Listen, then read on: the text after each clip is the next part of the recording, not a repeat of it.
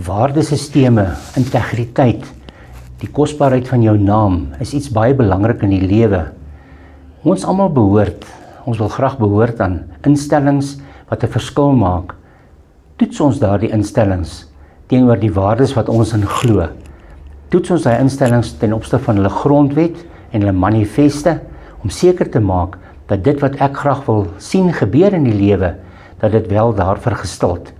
Toets ons daai instellings aan hulle dade om te gaan kyk in hoe mate leef hulle dit uit wat hulle wel sê in hulle grondwet hulle gaan doen. Dit is belangrik dat elkeen van ons moet seker maak waaraan behoort ons.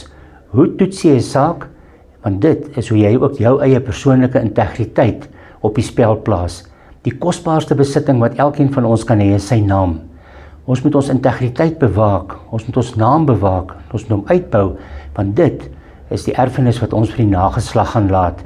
Kom ons gaan toets ons organisasies en maak seker dat hulle op koers is vir dit wat regtig saak maak.